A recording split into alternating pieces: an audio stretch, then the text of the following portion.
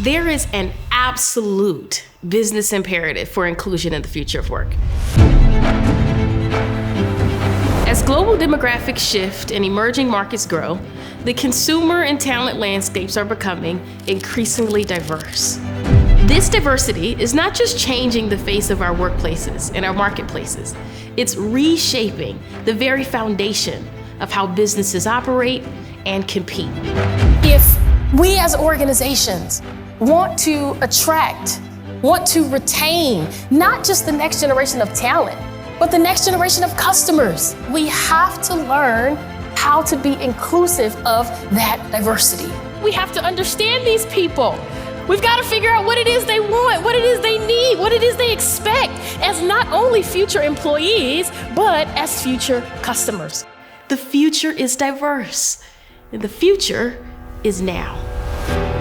1 in 6 Gen Zers between the ages of 18 and 24 identifies either transgender or queer. And they are the most racially and ethnically diverse generation the US has ever seen. The target continues to move for all of us. There's always someone else to include, someone else whose differences we need to consider. How do we make this happen? The answer is future-ready inclusion. Future-ready inclusion is the strategic, forward-thinking, leveraging of difference at every level and every function of an organization. It has been my mission for the last 15 years. I speak at 70 to 80 events a year and share practical insights for influencing across generations and other differences in my books, articles, courses, podcasts, and live sessions.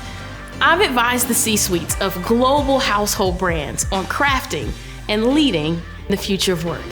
And so how do we do this? How do you get future ready?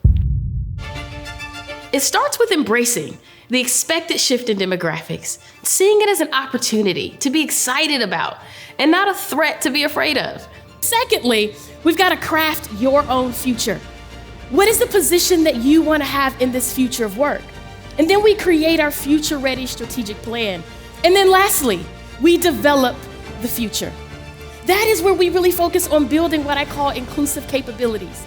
You disrupt with purpose. You create a culture of allyship and accountability that enables your diverse team to bury the competition with empathy, of course. Her presentation is going to change so many lives. Just blew me away. We were seen, we were heard. I really liked her energy. It was so intense. It was so reassuring. The audience is literally on the edge of their seat. My goal is to open the door for inclusion, to make it accessible and even fun for everyone in the room. This is Auntie. This is AI Auntie. Why? If we want to develop the next generation of future leaders, we have to start now. The fact of the matter is they're coming. And the reality is that you and I have to do our work to prepare an inclusive work environment in which they can thrive. So even if it's uncomfortable for us, we have to lean in, we have to engage, and we have to develop as inclusive leaders.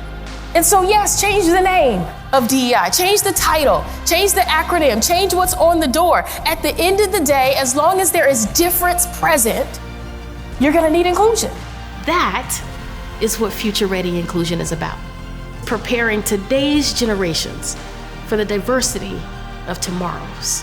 Embrace inclusion, and you embrace the future.